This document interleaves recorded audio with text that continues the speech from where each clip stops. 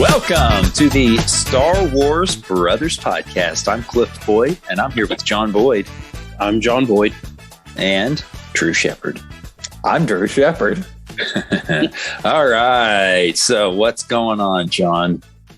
So I don't know how long have we been doing this podcast? Like almost year-wise. Has it been almost a year? Okay. Almost. In April, I think, our first podcast was posted. Okay. And back when we were first recording, I was pretty good about getting it out within a few days after we recorded, I believe. So There's possibility there was a little bit of a lag on that first one because I knew at the beginning, I had all these ambitions of like being super consistent and posting every week and, and then nobody listened. So I just took it easy on myself. So except that first week where we had like 1,000 listeners in India or something. No. That wasn't listeners. Yeah. I don't know if I think we did tell that story on the podcast. We did. Yeah. No, that was just that was a Facebook post that I put like $1 into. Yeah. You got like 1,000 likes from these Indian people. It's very funny. Anyways, I was thinking about this because I thought it was about a year ago when I was talking about my chickens. I was filming out in my vehicle and the chickens and all. Well, we've since moved and we didn't want to move our chickens. So we sold our chickens to some friends in Mississippi. But tonight we bought 20 chickens. Hey, cool. And so they're all, little, like basically egg sized chickens right now, just probably a few days old. And so we're going to start back up our chicken farm. All right. Building a big coop. I got 20 tonight. I think I'm going to go pick up 4 or 5 tomorrow because they didn't have some of the kinds we wanted. And so, that's what's new. Pretty excited about my chickens. Very cool. Yeah, that's something I still want to do at some point. I have been working on my sourdough starter. Just recently got in some new flour, and I've shifted over. I have like a little bit of apprehension about the actual process of attempting my first loaf. But the other day when Drew was here, he and some folks came over after church. Actually, it was last night, and they were playing Nerds. You know what Nerds is, John?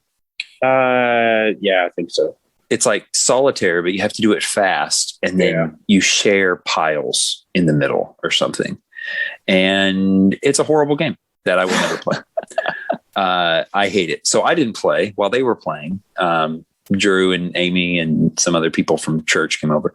Anyway, while they were playing, I was like, well, I'll just go ahead and work on my starter dough. My sourdough starter. And, just something hit me and I was like, maybe I'll throw because I had the new flour in that had just come in that day. So I poured some of the new flour into what was left after I fed my starter. I poured some new flour into what was left and I was like, okay, I'll mix that up. And then I was like, maybe I'll pour some milk in there. So I poured some milk in there and I was like, I'll put some butter in there. And I put some butter in there and I put some salt and then I put some baking soda. And what the baking soda does is it reacts with the lactic acid that's produced by the bacteria. So the yeast, I think I maybe even mentioned this on the podcast before, but the yeast eats the flour and produces alcohol. And then the bacteria eat the alcohol and they produce lactic acid and CO2, which is the bubbles. Okay.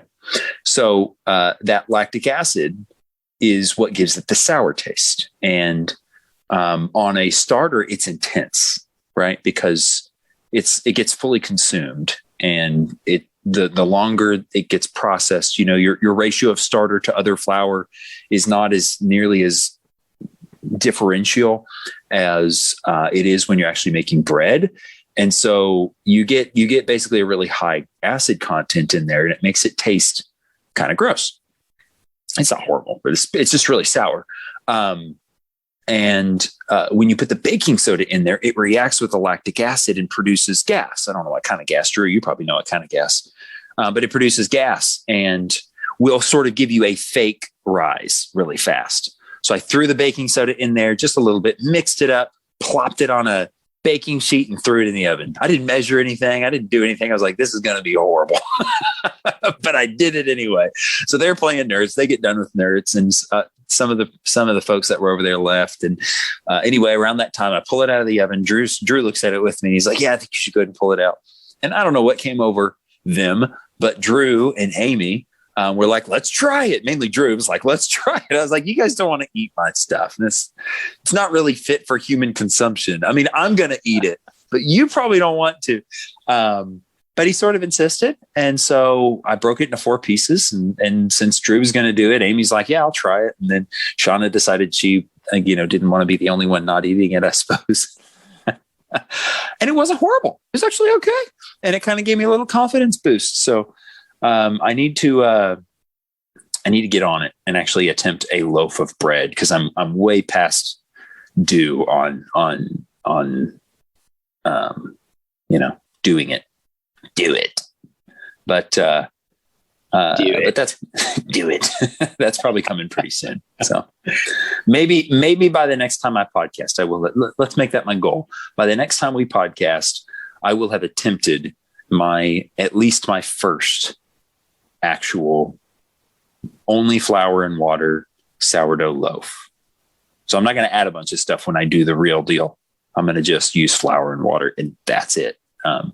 Eventually I may add some salt, but I think for my first loaf, I'm just going to flour and water only, because that's what I've used in the starter the whole time. I haven't added anything to it. No yeast packets, no pineapple juice, no, sugar, just flour and water. And I've kind of really fed it every single day and let it really develop and mature slowly. So that's coming. That's coming soon. Drew, what's going on with you? Do it. Do it. Honestly, I love it. There has to be a meme out there, I'm sure, somewhere of Palpatine saying that, and somewhere there's like Mountain Dew can like do the do, Yeah. That has to be some. I've got to find that if it's not out. Didn't we talk about that in episode 8 when we did our pitches for the new Disney movie? Didn't we talk about like how there might be like a Mountain Dew promotion on one of them or something? Maybe not. I don't remember. I know we've talked about Mountain I just Dew don't remember with that before, but yeah. I remember me talking about in episode 3 how they had a purple Mountain Dew flavored slushy. Oh, that's right, with the Darth Vader thing. Yeah, Darth Dew. That was right. Was yeah. I remember that. But what's new with you, Drew? Yeah, so really exciting.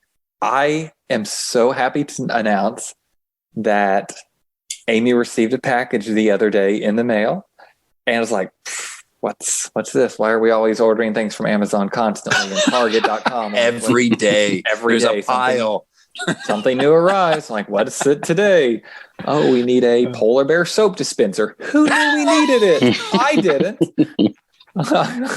I'm not even joking. That was way too specific to be a joke, Yeah. But to my great surprise, I open up the package and there is a Minnie Mouse ear, and in the center is BB-8. And along the ears, they're white and orange themed, and the whole band is Star Wars themed, just sort of like a BB-8 theme. And I'm like thinking, wow, my wife ordered. Look how far we've come. Star Wars Disney headband. Mission. I can't tell you how happy I am. I said, honey, we don't have to budget if you're going to do purchases like this. So you can do this any day. Forget the budget. Just put a little infinite symbol beside the Star Wars category, Yeah, that's right. She finds a little Ewok. I'm like, go for it. So that makes me so happy. We have talked about how we watched through the movies with her. And when we initially talked to her, she was the opposite of a Star Wars fan. She was like, I just don't really like it. I've tried it before. It's boring.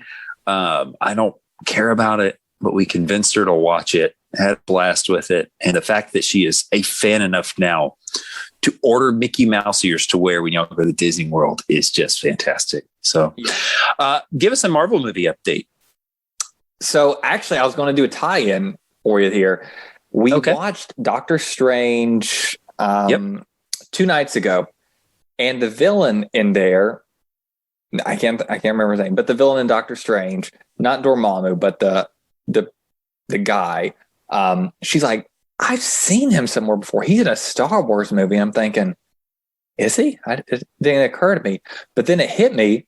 He's the father in Rogue One. Yes. Okay. I was like, cool. She remembered that. So right. Yeah. So we're on Doctor Strange, and we are going to be watching Ant-Man and the Wasp next. Wait, you're on Doctor Strange. You just watched Doctor Strange? Just watched Doctor Strange. Yeah. Got it. Okay. So now the next one is going to be Ant-Man and the Wasp, and then the Infinity War series, 2 movies there, and then Spider-Man, and then on to WandaVision. Cool. I can't wait to hear what her reaction to Infinity War is. Yeah. She cried in Civil War. She's going to cry at it. Oh, she's going to lose it. She's just, you're going to break her. She's going to hit you. Probably. Yeah. She's going to turn and look at you and hit you. I just know it. She'll get this close to me and say, what about baby Groot? Is he okay? I'm like, well, he's teenage Groot now, but. Yeah, right. I am Groot. I love that part. I am Groot. What's that smell? So you mentioned briefly Ewoks, and real quick, I don't know if y'all saw the new, not new, but the shows that Disney Plus is releasing. No. So the old Ewoks from the 80s is going to be on Disney Plus. Wow. As well as a show or the movies, the 2 movies. Movies, as well as the original Clone Wars cartoon. Oh, cool. Okay. Which is not canon. Right. Yeah. But I've seen some things, and there's some cool things in there that kind of like explain or used to explain like why Grievous coughs and stuff like that. And so I'm gonna watch it. Of course, when we're done with this, probably. But I won't see kind of some of the insight there. Oh, yeah, but it is cool. It is cool that it's there. When we've got so much canon content to watch, I just don't know that I want to spend my time on Legends. So, but I hear you. Do you want us to watch it? If y'all wanted to watch it and make it a part of this podcast, I would do it. I don't know. How long is it? You know? I don't know. Maybe if it's quick, maybe we can watch it all and then, review watch whatever we want to watch from it. And then just have like a one-off episode that we could maybe think about it in light of what we've seen in the Clone Wars, acknowledging that it's not canon, and have a little discussion about it. That might be fun. I might do that. Do you also call it Clone Wars 2? That's a lot, John. I don't know. Yeah, I can commit to 3 seasons. It's just called Star Wars Clone Wars. Right. Yeah, that's a lot. That's confusing. There's 10 episodes in each season too. No, see, I really want to get to Rebels, but I wonder how long they are. Yeah. Even if they're just 20 minutes though. I mean, are they full? Well, that might be a little much before Rebels. Maybe someday. Maybe once we get caught up on canon content. Maybe. I don't know. I'm open to it. If that's what y'all want to do. So maybe we can give it an episode and just see what it's like. Or find a list that's like, here's the ones you should watch. I don't know if they have that. For the cartoon. Probably not. Yeah, probably not. Which this is I don't still think it's kind of that cartoon, popular, is it? I mean, I don't think it did very well, and I don't know that people really liked it. I don't know if they did at the time, but I follow a lot of like Instagram Star Wars things, and they reference it a lot. Oh, okay. Okay. And about like, hey, really wish they had left this aspect in because it helps explain this, and this. Right. But we'll see. We'll talk about Whatever. it. I feel like we need to move on to Rebels. And then there's Resistance. I don't know if Resistance is good or not. I hear almost nothing about it. That's the most recent cartoon that has come out from it. I've watched a few episodes of Resistance. Well, what did you think in general? I don't know. Okay. Well, we'll talk about it. I watch a few episodes of Clone Wars, and I'm like, I don't know how I feel about it. Right. In general. Yeah. So, sure. Yeah. Maybe not so as far as these most recent episodes are concerned, but but we'll get there. We're going to do a new segment here. I should do a little. Should we do a little ditty to introduce the segment? No, I'm not going to, because really, do it. I'm not going to do it because I'm actually stealing this segment from a different podcast that I listen to. I'm a big fan of, or at least have been a big fan of, the Easy Allies. They're a whole group of video game reviewers that used to be game trailers. And so what was that? What's it called? The cartoon, Drew, that I had you watch on YouTube. I'm drawing a blank right now. Peak. Box Peak. Yeah, Box Peak. Big recommendation to go watch Box Peak. If you're listening right now, just search for it on YouTube. There are 10 episodes. They're like less than 10 minutes each. And they are awesome. They're awesome. Great little mini series. It was produced by one of the, at the time, Easy Allies.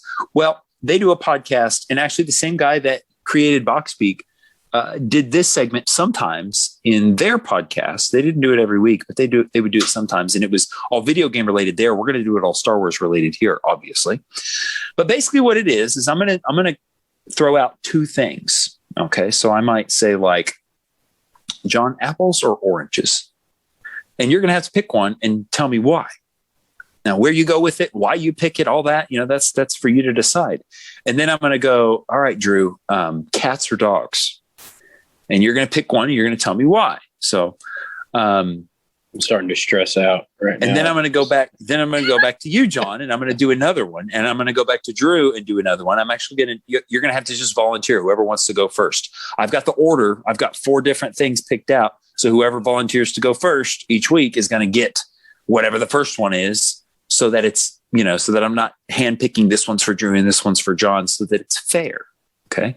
Because at the end of it, I'm going to pick a winner. I'm going to pick which one of the 4 things deserves a point for the week. And I'm going to keep score. So y'all are competing against each other. That podcast calls this segment Or Wars. And while I thought maybe I'll change the name of the segment for our podcast, Or Wars is kind of the perfect name for a Star Wars podcast, Star Wars, right? Yeah. It's Or Wars. It's this or that. So anyway, who wants to go first? I'll go. All right, Drew. Do it. I'll be brave. Drew, X-Wings or TIE Fighters? You just pick one and then say why. I didn't know I didn't have so much pressure. And you don't have to go on. Just a quick answer, like a sentence, X-Wings or TIE Fighters? TIE Fighters. They're cool. I like the shape. All right, John. Comics or novels? Comics, for sure. Just get a big snapshot in just a short amount of time. Okay. Drew, Ahsoka or Rey? Ahsoka any day. Have you seen her wield those 2 lightsabers? She's not a poser. Whoa. Okay. John, Spider Mall or Spider-Man?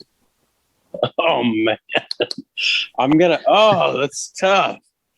I love Spider-Man. I'm going with Spider-Man. Just back to the cartoon Spider-Man days when he turned into a mutant spider. Definitely amazing to me. So amazing to you. Amazing. The amazing Spider-Man. Amazing Spider-Man. Right. And for that beautiful use of the word amazing, the point's yours this week, John.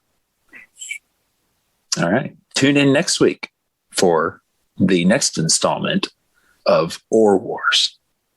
And I've actually come up with like a huge list. I can't see them because nope. But I've got a huge list already because I just went crazy with it. So we've got weeks and weeks of this. This isn't going to end soon because I got a lot of fun ideas for this little segment. So, all right, let's talk about the arc this week. I don't remember what it's called. So hold on. Let me. Yeah. Go ahead. Since you just did that to us. Okay. Maul or Savage? Oh, Maul. Easily. Maul. Big time. You didn't tell why. Oh, you want me to like do the thing? Oh, you just said big time. Big time. Big time. -1. I have -1. Drew has 0. John has 1. I have -1. I wasn't ready. Maul, because of the Duel of the Fates in episode 1. That alone is enough to put Maul on the top. I mean, Savage is a cool character, but man, the with the beginning of that fight and all those glares and just the awesomeness of him fighting those 2 Jedi. It's just one of the coolest scenes in all of movies. I love episode 1. You guys know that. Yeah. All right. So our arc opens with Darth Maul and Savage raiding around the Outer Rim. They're going place to place and killing a bunch of people and working toward, I don't really know why they're doing it. I don't know that they make it that clear at the beginning. But after destroying this vessel full of these droids, I don't know what a vessel full of droids is doing in the Outer Rim, but again, it's all just a stage to create a situation where they're going to have a confrontation. Maul basically reminds Savage of the rule of 2. Savage is like, brother, can't we just get along and work together? They have a scuffle. Maul wins and basically puts Savage in his place and says, I'm the dominant of the 2 of us. You have to follow my lead. Very easily, I might say, puts Savage in his place like it's nothing. Okay. Savage is a beast. No match for Maul. It's very clear after that fight. Really great scene to kind of just establish how powerful Maul is there. What they do then is they go and they find a pirate vessel that belongs to Hondo, and they raid it and then recruit those pirates to then go and attack Hondo at his base. And they're going to try to take them all over because they're trying to amass an army of followers that they can then, I guess, use for their own evil purposes. Again, Maul right now is very fixated on his revenge against Obi-Wan still. Well, Hondo actually reaches out to Obi-Wan and, or maybe Obi-Wan reaches out to Hondo. I don't remember, but they team up. And Obi-Wan brings this female Jedi with him, and they fight with Hondo against Maul and Savage. She ends up getting killed by Savage, and then it ends up being 2 against 1 on Obi-Wan, Savage and Maul against Obi-Wan, and Obi-Wan can't contend with the 2 of them. So he retreats. Hondo ends up convincing his men that followed Maul to come back onto his side because Maul, he basically is like, he doesn't care about you really. And they go and steal Maul's ship. They fly Maul's ship in and shoot at him. They have to run and they escape, but they have to shoot off an escape pod. And in the process of all of that, Maul's leg gets blown off. So they're in an escape pod floating through space at the end of the episode with Maul having lost a leg. The next episode opens and they're freezing in space. And they are found by the Death Watch, who fix up Maul's leg. And then and I think Savage got hurt too. I don't really remember specifically. Lost an arm. Savage lost an arm. Like did he lose that in the first episode? Is that Obi-Wan cut it off? You're right. And then Death Watch installs a robot arm for him at the beginning of that next episode. That's right. So, so they fix them up and basically end up getting into an alliance with them so that Maul and Savage can kill Obi-Wan. And at the same time, the Death Watch will take back. I don't know if take back is the right way to say that, but they'll take over Mandalore and put Satine out of power. In order to do that, Maul suggests that they go around and recruit crime lords throughout the galaxy. And so they start with the, what are they called? The Black Sun on Mustafar. They fly over to Mustafar and recruit the Black Sun. And then they go and they recruit these weird, tiny-faced metalhead aliens. And then they go and they recruit the Hutts. And I think they end up killing a lot of the Hutts, right? In that. because there was some resistance there. So they really killed a lot of the Black Sun people as well, but they kill some of the Hutts. Anyway, they end up with all of the minions of these three crime syndicates on their side. And then Vizsla, at the end of it, Vizsla makes it clear that after they conquer Mandalore, he intends to have Maul and Savage executed. So plans on stabbing them in the back. But I think that's only after Maul kind of makes it clear that, look, at the end of this, I'm going to be the one who's really in charge, and you're going to have to do my bidding. Right. Maul has these great aspirations for being like basically the head of all the crime people, the bad groups throughout the galaxy. Maul's going to kind of rule them all. So the Crimson Dawn. Who's the Crimson Dawn? I don't remember. So in what was that episode before 4? The movie before episode 4? Solo. Yeah. Wow. At the end of it, Maul is there. Yeah. He's the crime syndicate. I didn't even think about that. But that is so perfectly consistent with this episode. Yeah. How cool is that? And that makes it even better than I already thought that it was. No hiding the fact that we all loved this arc, right? I mean, I don't even have to talk to you about it, John, to know that you loved it, right? Oh, no. Okay. No, we'll get there. You had me worried. All right. So anyway, they basically stage an attack. They pretend to attack Mandalore. They do attack Mandalore, but it's not to destroy Mandalore. It's so that the Death Watch can swoop in and save the day. They do, pretend to swoop in and save the day. And at the end of it, Death Watch ends up capturing Satine.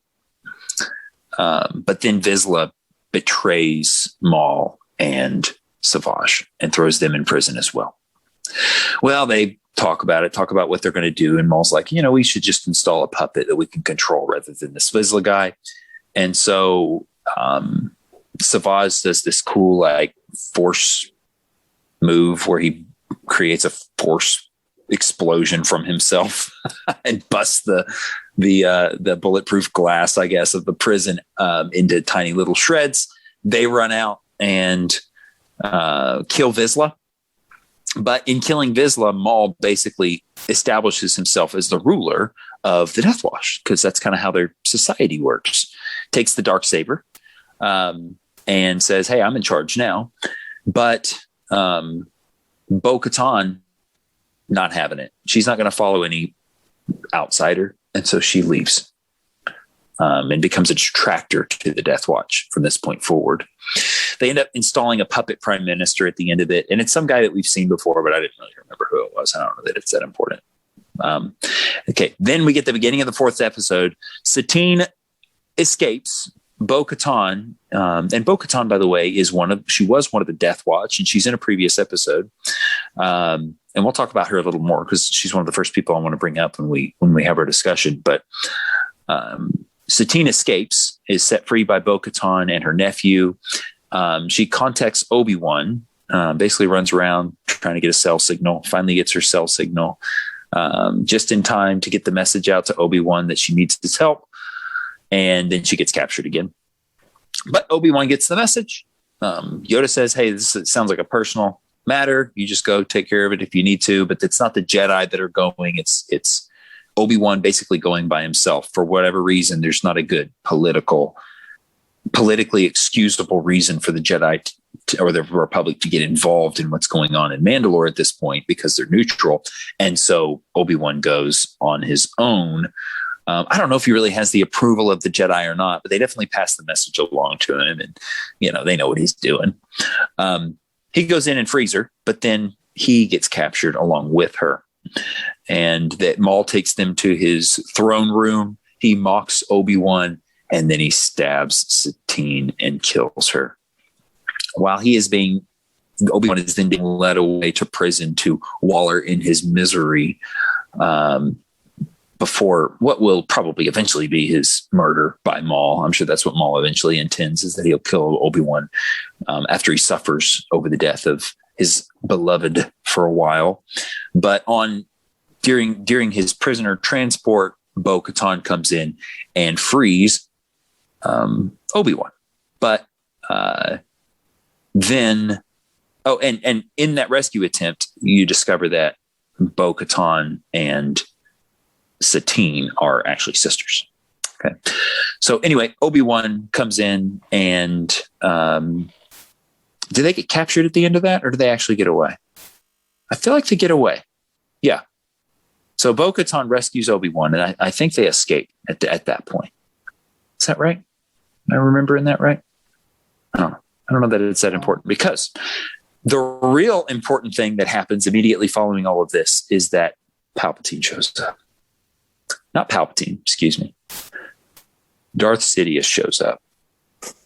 Decked out in his robe. What? Tomato. Well, Palpatine is the senator. Darth Sidious is the Sith Lord. And basically accuses Maul and correctly, I think, accuses Maul and Savage as being his rivals. That they are not. He basically says, "Oh, Master, great, you're finally here.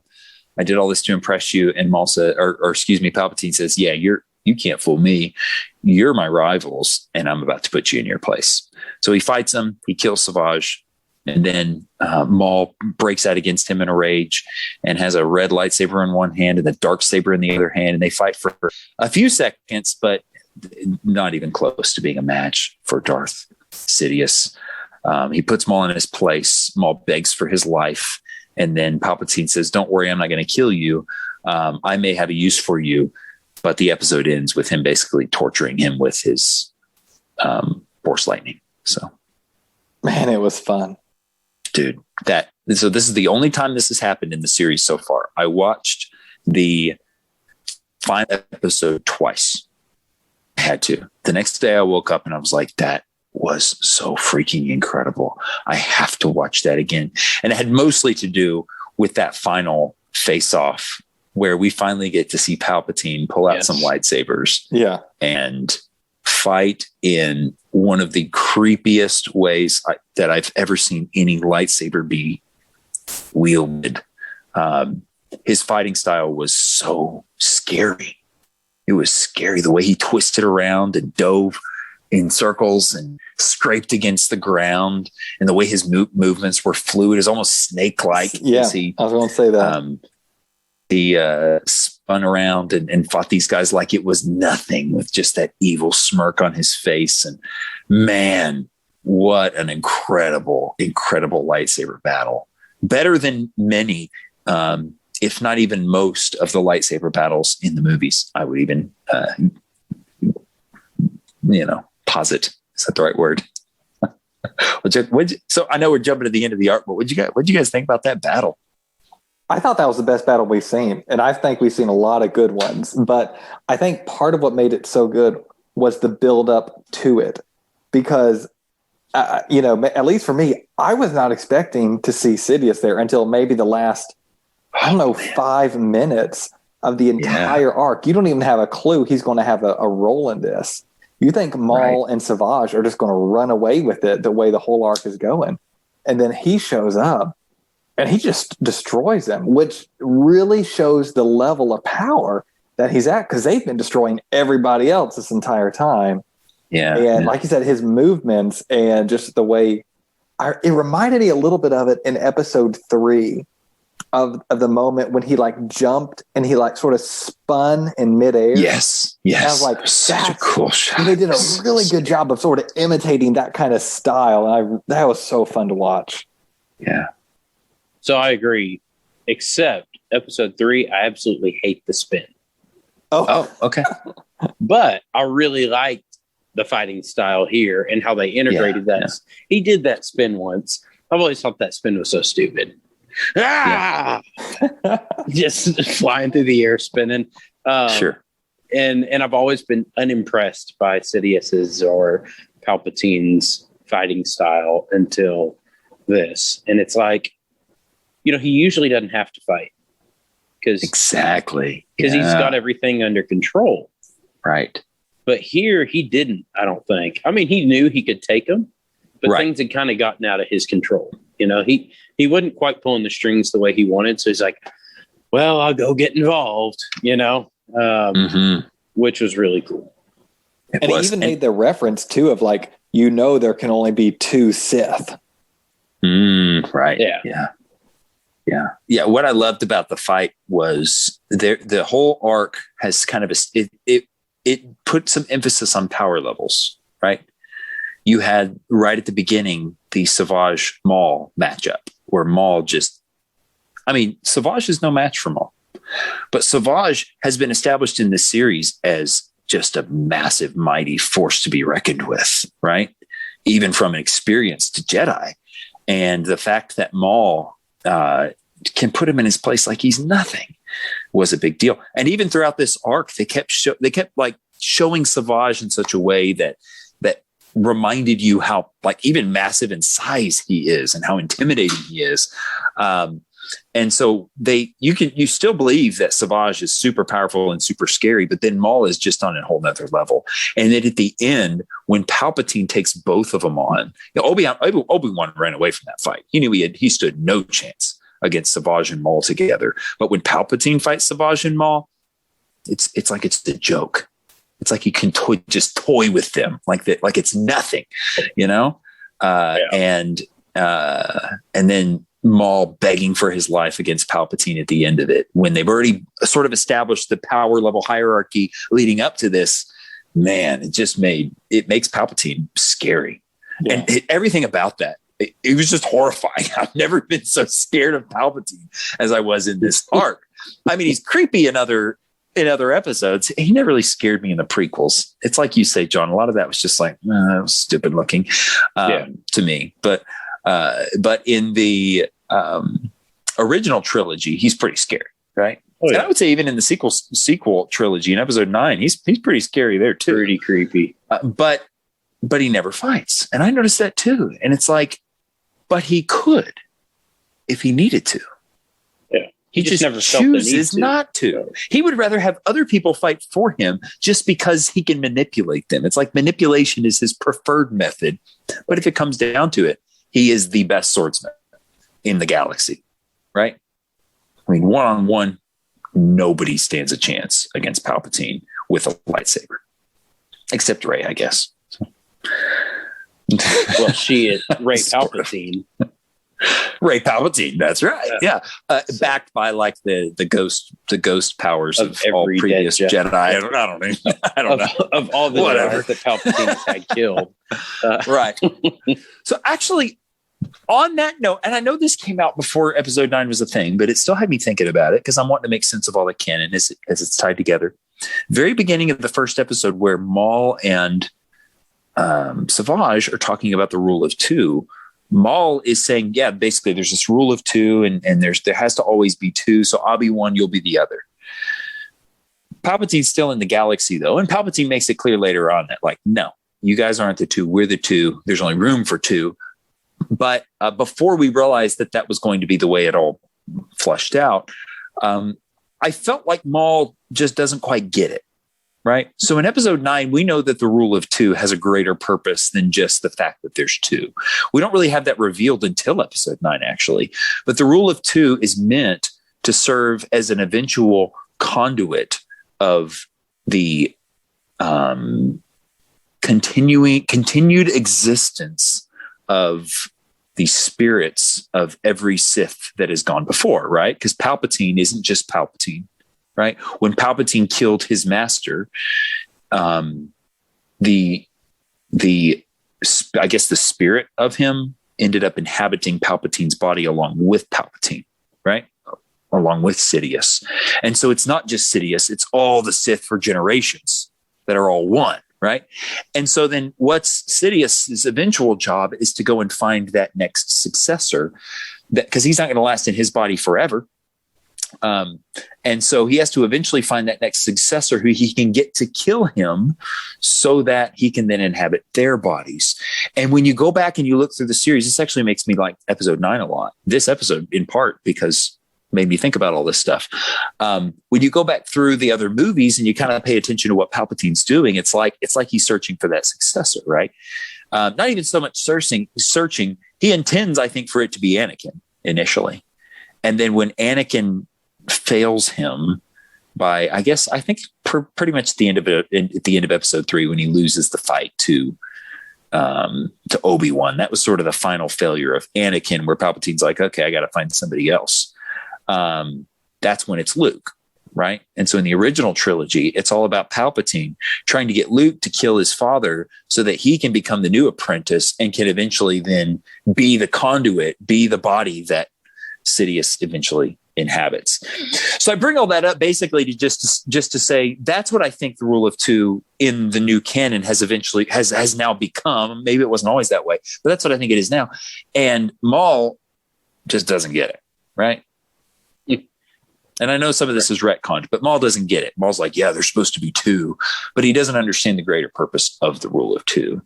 And that's what I think it is. I just kind of pictured Savage like holding up his fingers like 1, 2, 1, 2, like, okay. Okay. No, and this is kind of off topic, but I there's this meme that makes me laugh every time. I don't know if y'all have seen it yet, but it's like a teacher standing over Dooku. Have y'all seen this one? No. I think so. And every time. It says teacher, and the teacher's here. I'll show y'all. I know that our listeners. So there's there's the picture, and it says the teacher says the rule of 2 states that in order to add a Sith apprentice, you must subtract 1. And Dooku says, makes sense. And the teacher says, and you helped convince Anakin to join the dark side. I did. And then the teacher says, do you see now that by adding Anakin, you were subtracting yourself? And he's like, trying to understand what this teacher is telling him. I love that. Okay. I love those glasses they added to. Right. Yeah. I've never I don't think anybody has understood the rule of 2, because if they had, to that meme's point, why would Dooku have ever really tried to push for this as well? Sure. Yeah. Right. And they didn't, because Palpatine didn't reveal it. No. There's no reason for him to No, until he's ready the rule of 2 to be slain. Like, okay, rule the of reason 2. for it. Right. The underlying reason for it. Sure. And actually, like I say, I love the explanation in episode 9, where it's like, I mean, at the time it was kind of like, where does this come from? Like the first time I watched it, but the more I've looked back and thought about it, I'm like, this actually makes some of the rest of this make more sense, because there's a purpose. There's a reason why there's only 2. And there's a final objective where this Sith force is trying to build in power generationally. And so, the more powerful a being that can be used to slay him, then the more powerful. It's like you add their power. Right. It's like there's a cumulative Sith power that we're building up. And so if he can get Anakin, who's the, most powerful non-Palpatine force in the galaxy, if he can get Anakin to be that conduit, then he's done, he's done a really good job. He's played his role really well and got a really next powerful setup for the Sith lineage. But I almost wonder if he still has the idea of immortality in the back of his mind, because that's been brought up before by Palpatine, when he's talking to Anakin, like, death doesn't have to be an option. I wonder if he's intentionally still seeking that and just trying to have everyone else be second fiddle to where he can control them, manipulate them, and he could eventually have as many apprentices as he wants, because he's going to be immortal, so he doesn't really care. But then at some point, he starts to care, which I guess is when we get to 9. Something has happened, I don't know, but now he's like, yes, okay, immortality in the sense that I originally believed is no longer feasible, so we're going with this option. Okay. Yeah, I kind of think, looking back, I think the way that it's, and again, it's a retcon. I admit that it's a retcon, but I think that his immortality comments are explained through his eventual saying, "No, you kill me, but I'm not going to die." Like, I want you to kill me. I want you to strike me down, Rey, out of your anger. And if you do it out of anger, then it's going to be a situation where you have given over the dark side completely, and I can come in and possess you. And you can become a part of one of us, right? That's what I think the immortality really ends up being explained as. So I think all the apprentices are just kind of a selection process. Like, maybe initially did intend them all. So, well, really he didn't though. And I think you're right. I think he is toying with apprentices until Anakin, because, canon materials have also revealed that Palpatine created Anakin. Right. Palpatine, and that's alluded to in the films, but Palpatine used the midichlorians to create life Inside of Shmi. Shmi or Smee? Shmee. Because it's not Smee. Yes, Captain.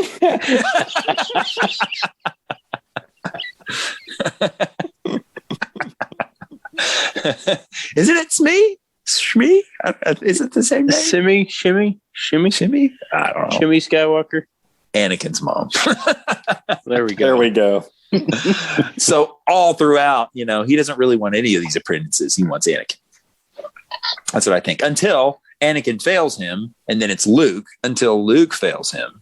And then it's who ends up being his daughter. It's like, oh, well, now I have a daughter. I guess I'll use her. So, because she's born post original trilogy. Granddaughter, right? Yeah, granddaughter. But she's born post original trilogy, right? And even then, I'm pretty sure that's true. But even then, it's he's toying with others, right? Because he's got Kylo Ren, right, under him for a while. Although Kylo Ren doesn't realize he's following Palpatine, right? He's using Snoke. Anyway, we're getting way off. But This little discussion of the rule of two made me kind of start thinking about all of this and making me like what the new trilogy did more. Good. Yeah. So be it. Let's see. What else in this arc? I've talked a lot. So that was the best part. I liked the arc just about the whole time. Yeah. But that last battle, well, I was like, okay, I love it. Yeah. I mean, what else in the arc did you like, John? Just all the Mandalorians and flying around, and the Mandalorians fighting Mandalorians. And I thought, though, it was cool. The ones that were following Maul were painted like him on their armor. And some of them even had horns on their armor. Yeah. I noticed I thought that was kind of cool. Sure. I like learning more about Bo-Katan because of the Mandalorian show. Absolutely. And did you notice that the voice actor is the same as the person who plays Bo-Katan in Mandalorian? No, I didn't. Okay. So they used Katie Sackhoff as the voice actor, and then when they were filming The Mandalorian, they cast her as the actual Bo-Katan. Good. So same voice. Isn't that super cool? I like her anyway from she's in the, what's it called? Battlestar Galactica. And she's great in that. I don't know if either one of y'all have seen that. That's great. The new Battlestar Galactica reboot they came out with, I don't know, like 15 years ago or something. Great series. And she's in that. I really liked her from that. So I love seeing her as an official part of the Star Wars universe here. So I'll tell you, I was kind of hoping to see Obi-Wan struggle a little bit more with the death of Satine. Okay. Yeah.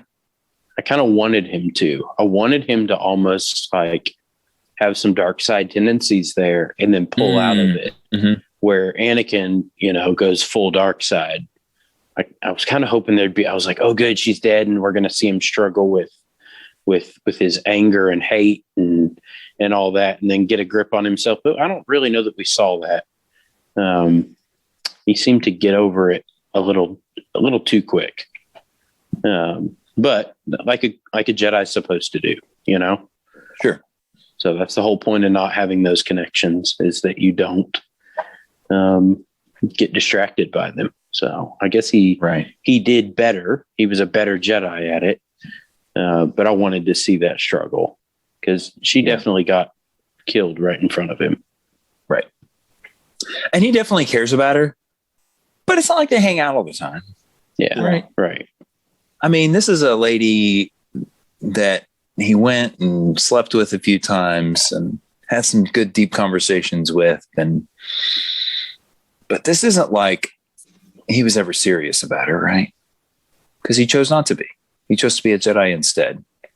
And he cares enough about her Jedi. to answer a call for help, and he has feelings for her and all that. But that's different, right, from Anakin, because Anakin secretly marries Padme, right, and goes and sneaks off to see her all the time. And and Obi-Wan's not doing that. So there's a different level of relationship there as well. So he cares about her. They slept together a few times, but we're not as deep into it as Anakin gets with Padme. Yeah. I just thought it'd be a cool moment there if he almost messed up and then didn't. But yeah. One thing about her, I wasn't crazy how they did it. And, I mean, really, this was the only thing I wasn't a huge fan of was how weak they made her seem during this arc. I mean, with all the stuff going on, she's just acting like she's helpless and I can't do anything. And, I'm like reminiscing to a few arcs back. I'm like, you were pretty on top of things. You were a rock star, for a queen. And now it's sort of just like, I don't know what to do. And I was like, well, I don't know. I feel like you have more power than you think you do at this point, but, yeah, she kind of loses it though, because she's got her pacifist stance, and she had, I guess I couldn't remember exactly, but she had some checks in place to basically keep Death Watch out. Right. But when that was penetrated, she doesn't have any more defenses because she's not going to start killing. So it's like, once they're in, and she's powerless. Right. So do you think that was meant to have deeper meaning? No, I don't know. I think if we want to get the real deep meaning about pacifism, we need to go back to our lemur arc. I think it was pretty effective. It was pretty effectively handled there. So let's just end the conversation right now. A lot of the fighting scenes and the rescue scenes and the confrontations in this arc, I think every one of them was just awesome to look at. Like, I remember even in that last episode when Bo-Katan comes in and rescues Obi-Wan. It was an awesome rescue. It was like she fights one guy, she like flips her leg over her head and kicks him backwards or something, and then she takes out the other guy, and then there's two left. And she shoots a cable on one guy and attaches the other side of the cable to the other guy, and then slices the guy's jetpack, and they fly off together. It was just a cool scene, happened in a matter of seconds, but was obviously well thought out, and much more than her just coming down in there and punching a few guys in the face and knocking them out like it could have been. Every single fight in this felt like it had planning and depth and probably some storyboards that went behind it. Where it was really well constructed and well written. I alluded to this before, but I really liked the Savage moments, like when he woke up after having his arm repaired. I think he immediately destroys the droids that were working on him, and he crushes them with the arm that they created. Yeah. Just sort of the power. It sort of immediately convinced you that, okay, this arm is fully capable and it's pretty strong. So you're not questioning is that arm good enough? Like, as soon as he wakes up, he uses that arm in a way that establishes its effectiveness. And then he stands up and bumps his head on the light in the ceiling, which is, again, I think another sort of sneaky way of showing that this guy's huge, right? He stands up and he bumps his head on stuff that most people wouldn't. So there was a lot of little things like that I kept noticing that I just loved. Yeah. And see, the way I thought about it is, so Savage, Maul was trained as a Sith, right? Right. Manipulative and tactical and all that. Savage was not really. Mm-hmm. Savage is a killing machine of brute force. Yeah. And he doesn't have that gracefulness, right? So where Maul would wake up and just kill droids, he might wake up and figure out how to turn them on their owners, right? Savage just gets up and smashes them and bumps his head because he's clumsy. He's that brute strength. Sure. And the way he killed that Jedi, he like checked her into the boulder. Well, he rammed her with his horns, right? No, I thought I kind of like with his shoulder, and then she held herself, and then he stabbed her. Okay. Either way, I mean, ouch. Right. Like crushed by a Savage and then stabbed. Yeah. Pretty brutal. Yeah. They did a really good job with all of that. His size, his brutality, his sort of man, isn't that so cool? How consistent that is with. I mean, when we're talking power levels and what we've seen Palpatine, Sidious do in the past, when we're thinking about that, how Savage basically, I mean, the Jedi put up a fight. I forget her name, but she put up a fight, but she was no match. Not important, right? Well, Sidious, I mean, Savage was a ragdoll in Sidious's, world, which makes so much more sense when you think about that power level, and then we go back to Episode 3 and how Sidious, even though when he was confronted in Episode 3, how he like took down 4 Jedi in 5 seconds. So they're consistent with that, with that power level, which I like to see. Right. I always had the impression though that Mace took him out. But there were other Jedi there in the room. Right. But he ends up like where Mace almost kills him. But now I'm starting to think I want to watch that scene again now and think he's allowing himself to get beat on purpose so that he can show Anakin to arrest him. Right. Yeah. And then he fires them all off. But at the end of it, Mace is like standing over him and he's like, I'm going to kill him, And I kind of get the feeling that like maybe he wasn't anywhere close to killing him. I don't know. Because doesn't he shock, but Mace blocks his force lightning with his lightsaber and sort of turns it back on him. That was the whole no, wasn't it? Don't remember, John. I don't know. No. Anyway, that's when Anakin kills Mace Windu. Yeah, right. Because it wasn't the Jedi way to kill Sidious. Hey, how about when Sidious shows up and Maul says, I feel a presence I haven't felt since. And then gets up. Direct callback to Episode 4. Darth Vader saying, when Obi-Wan shows up, I feel a presence I haven't felt since. But he's talking about Palpatine. So, I don't know. No, that was intentional. I really liked that allusion to the Episode 4. So, yeah. The Imperial theme, a lot of the music was great. Did y'all notice the music? Imperial theme when Palpatine shows up. Dun, dun, dun, dun, dun, dun, dun. I didn't notice that. Okay. Oh, yeah. You should go watch it again. When his ship flies in, it's the classic Imperial theme. I mean, it might be recomposed a little bit, but it's definitely the Imperial theme, and just made me feel the Palpatine of the original trilogy was arriving. So, and I loved that. Really loved that. Last thing I'll mention. Well, no, there's 2 things really.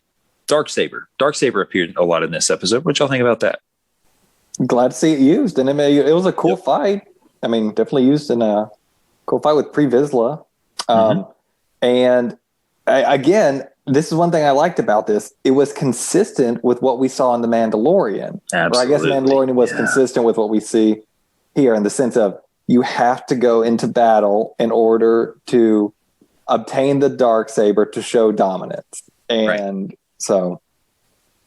defeating the leader who wields the Darksaber makes you the new leader who wields the Darksaber. And that's Maul. I never expected that to be Maul, Mandalorian, it's obviously the chicken guy and Los Pollos Hermanos guy. Until it's not, right? Until Mandalorian. Does he kill him at the end of season 2? I think he does, right? Defeats him anyway. Claims the Darksaber from him. I don't think he kills him because he it was kind of a dig at Bo-Katan as well from, I forgot his name, the guy with the dark saber, because it was like, well, now what are you going to do? Because you want to rule Mandalore, and Mando's got it, not you. Right. You're going to have to kill him if you want to rule Mandalore. Right. So, and he's like, we'll see what happens in season 3. Right. Yeah. But that, you're right. It was that whole concept of the passing on of the darksaber being connected to the defeating of the previous wielder was introduced in this, I think, in this arc. Yeah. Because I don't think it was, we had the darksaber in the other arcs, but we didn't have that concept introduced in those arcs. So, and then the fact that Bo-Katan had such an issue, right, with some outsider coming in and wielding the darksaber and ruling Mandalore. And then what's she doing in The Mandalorian? She's trying to go and reestablish her, I guess, traditionalism as far as Mandalore is concerned, in wanting to become the ruler by defeating the darksaber wielder. So neat tie in there. So that's about all I've got. Then the Force Pulse to escape prison. I know I mentioned it when I was doing the summary, but interested to hear y'all's take about that. I loved that moment where Safaz just goes, like made a Force Pulse come out, busted all the glass of the prison, and they just walk out like it's nothing. Just thought it was super cool. Yeah. Let me see. I feel like there's maybe one other thing. What was that quote from Obi-Wan in that final episode? Let me try to remember, because it was a big standout moment for me, and I really liked it a lot.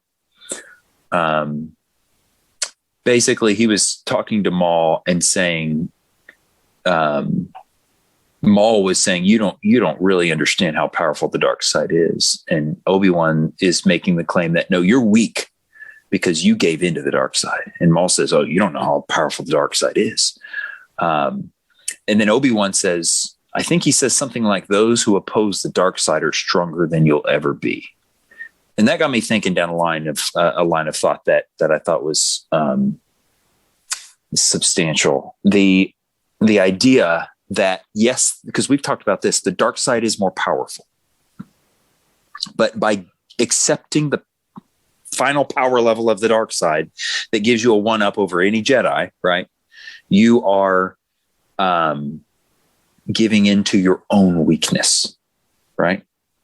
Like it's an indication that you are weak. The fact that you are willing to make, the quote unquote easy choice and get that extra power by accepting, giving into all of your anger and hatred and everything, right?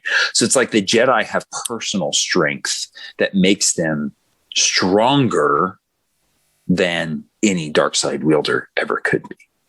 Doesn't mean they'll win in a fight, but it means they have a strength that is greater than any one who gives over. Does that make sense to y'all? Yeah, strength to control your emotions. Yeah, I like that exchange that, yes, you're more powerful if you go to the dark side, but you're weaker because you gave into that. And that concept was really cool. And he mentioned that. But then I got to thinking about Palpatine again, because I just want Palpatine to be awesome. And so again, this is just my headcanon behind it. My headcanon is Palpatine was strong enough to not give into the dark side, but just wanted to. Yeah. Like everybody else eventually succumbs to their weakness. I think Palpatine's like, yeah, I could just stay a Jedi, but I think I'm just going to choose that out. I'll choose the dark side. Not because I can't control my anger, but because I don't want to. You know what I'm saying? Yeah. I don't know. I don't know if there's anything to that, but that's my headcanon on Palpatine right now, is that he joined the dark side by choice, not because he was too weak to do it. It wasn't a struggle. It was just like, sure. Dark side. Yeah. I like that. There was some mixed scheming in the good side for him. So on the light side. Right. Red lightsaber. Yeah. I like that. Yeah. I like red better. Matches my dark clothes. Let's rank it 10 out of 10 for all the obvious reasons. That's where I'm at. Yep. Drew. 10 out of 10s across the board. That's great. I was afraid one of y'all give it a 9 for some obscure reason, but I will say I was a 9 until that last. Oh yeah, Palpatine. Yeah, me too. And then I was like, no, me too. That's a 10. Yep. Palpatine scene just launches it over the top. But I was too. I was a 9 through the whole arc. In that, 9 is a great ranking. And I thought, man, this is a great arc. This is a 9. And then Palpatine shows up, and I was floored. I just couldn't even believe what I was watching. Yeah, I was completely taken by surprise. It was the mic drop of the episode. It was amazing. It was absolutely amazing. So yeah. All right, Drew, what's up for next week? Let me get that pulled up here. Let's see. So next week we will be watching the Ahsoka arc, episodes 517 through 520, Sabotage, then The Jedi Who Knew Too Much, then To Catch a Jedi, and finally The Wrong Jedi. And that will complete. Let's see. Yeah, that'll complete season 5. All right. I'm pumped. We haven't seen it. We haven't seen much of Ahsoka this season. It doesn't seem like. So I'm ready to dive deeper into Ahsoka here. It's gonna be good. I've got high hopes. They were not disappointed this last time. I had high hopes for this arc too, and paid off. Yep, met my expectations and exceeded them. So for D Squad, and I hope for D Squad. What if we did some droids? It's a coin flip. Okay, but here's what's weird too. We watched 501, right? We watched episode 1 and then jumped over to 13. It just a verification that the order that they were released makes no sense. Like, can you imagine? Right in the middle of that story, right after things start getting good in that arc, you just abandon it for 12 episodes? Like, 11 episodes? What are you doing? Makes no sense. Well, maybe if we hook them with the first episode, we have all these other garbage episodes we really don't care about. But we got to make George happy. That's what it was. Hook them, and then we'll know they'll come back for the end here. That's what it was. They had their plan for the series, and they had to squeeze it in 8 episodes because which makes those 8 episodes awesome. But then they had to satiate George Lucas's ridiculous ideas. I can picture. So they hooked them. They took the first episode of their compressed arc, they hooked them, threw in the trash, and then said, all right, now let's get to work. John? I can picture them all being excited after like making 501. Be like, yes, this is great. Oh, I can't wait to do 502. And then George being like, yeah, me either. And here's what we do. We get a frog and we put him inside of a droid. Oh, and they're like, okay.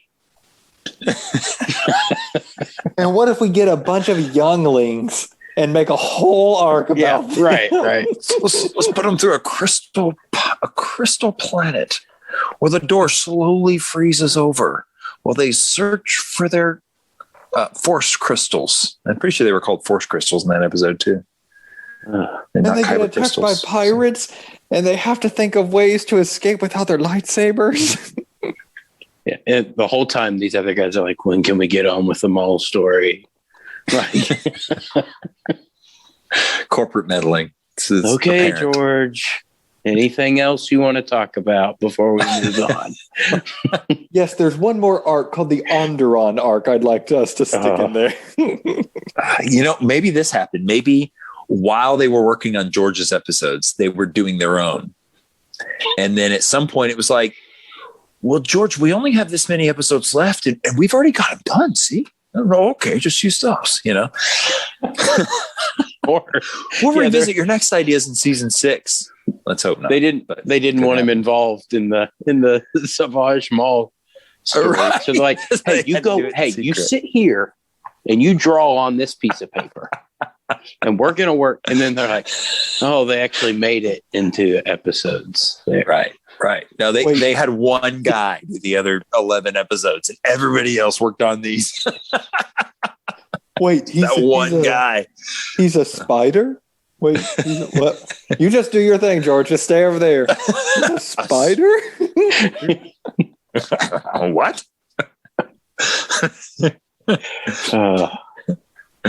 Oh, man. All right. It's fun, guys. If you want to email us, send an email to the Star Wars Brothers Podcast at gmail.com, and that will almost certainly earn you a spot on the next episode. So, or some point in the future, depending on when I post this. I should be able to. I'm going to try to post this one pretty quick and get better about posting it right when we record them. So, but we'll see. I've said that before. Anyway, if you want to email us, send us an email, and we'll see you next week. Thanks for listening. Well, I guess we won't see you because it's a podcast. Yeah, it's okay. But thanks for listening. Do it.